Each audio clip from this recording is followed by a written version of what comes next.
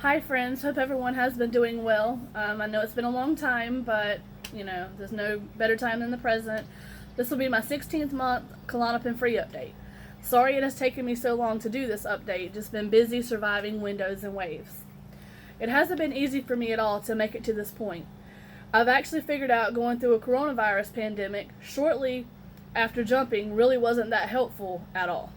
But I have great news. Things have slowly been getting better, and I mean slowly. I believe that time is the only healer for benzo withdrawal. You just have to be patient and have faith that you will survive it, because you can do this no matter how bleak it may seem at the moment. I've delayed making this video only because what I have survived has been traumatic, and I'm talking about it openly really tends to pour salt in my wound, so to speak, that still remain raw from all this trauma. But I figured y'all really deserve to know how I have been and what it's really been like for this warrior. And yes, I'm reading from a paper in case you're wondering why I'm not looking directly at you. And most of all, I need you to know that you can beat this withdrawal and to never give up. Each day, I surf waves of all kinds and also have windows in that very same day. The waves have been less intense and the windows have been longer. I've always had anxiety, even before benzos, and now that I am off, it's apparent that the anxiety isn't going anywhere, so I just had to learn to deal with it. I'm in total shock that I've made it this far, and I'm beyond proud of myself. My akathisia, which was one of my really bad symptoms, has simmered down in intensity, and I don't have to deal with it that often. Akathisia was like living in hell and being unable to see that the sun was going to come out the next day. Everything was dark, sad, and bleak, not to mention scary. I often think if I'm going to go crazy and lose my mind. This is my anxiety running away from me and trying to play tricks on me, so you really have to be prepared. In August, I had some blood tests that came back above the proper range, which warrant some tests and looking into. I won't go into too much discussion about them on here publicly, but it's very scary to say the least. As I have no insurance, and after what Klonopin did to me, I'm not very trusting of any medicine or medical doctor. Who could blame me? So these medical tests that I need to complete and face are really bringing me intense health anxiety and making me feel like I'm going crazy thinking about them. On one hand, I want to know what's going on with me, and on the other hand, I feel like if I did know, it would push me over the edge. I'm trying to stay strong for my husband and my daughter, even though this health anxiety is literally killing me inside with the thoughts and coming to terms with it all. The health stuff I'm facing has nothing to do with benzos, by the way, just to clear that up. These issues have been here for a while, festering and maturing, so this is adding to my anxiety immensely. I'm severely fatigued most days, and I feel like I'm not who I used to be.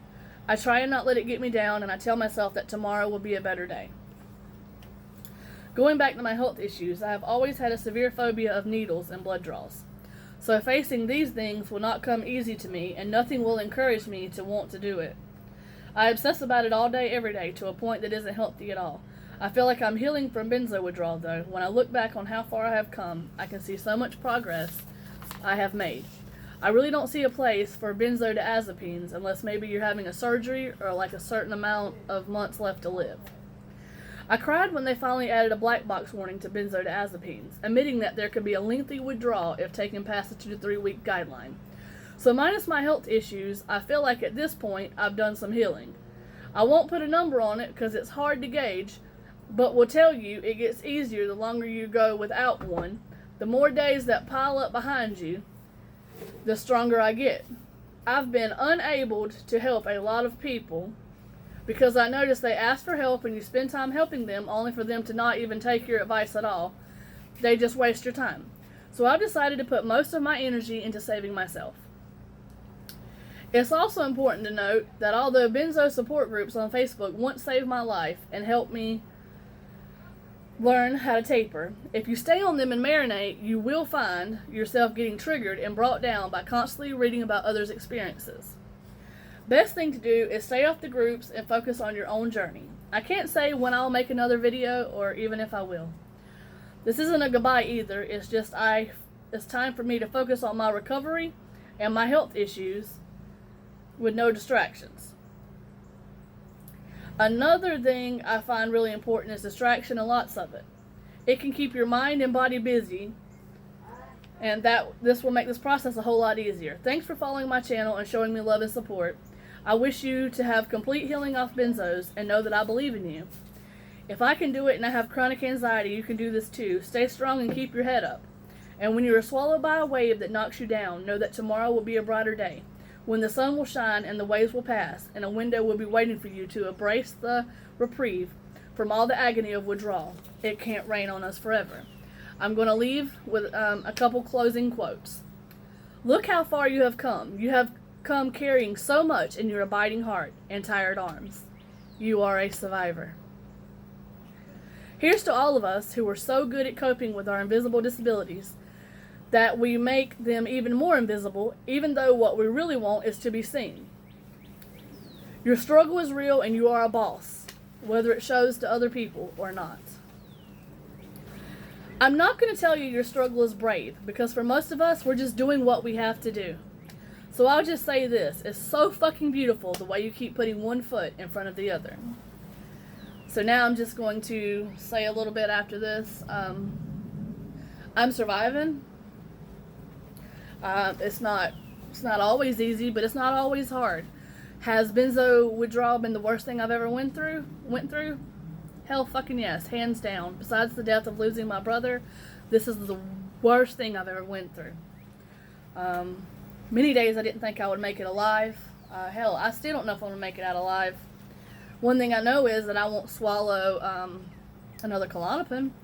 I mean, you can stay on them and say they help you or whatever, but eventually, you're probably going to reach tolerance.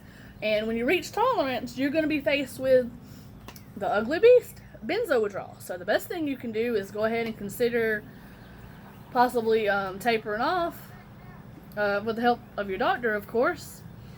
Or you can stay on them and just hope you never do have problems. But as for me personally, I did have problems.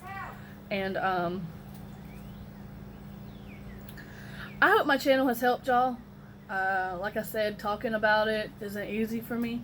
So that's why it's taken me so long to make an update. And I've been going through so much stuff on my own. But I know I've helped a few of y'all, and that makes me very happy. So I wish y'all complete healing. And until next time, thanks for watching.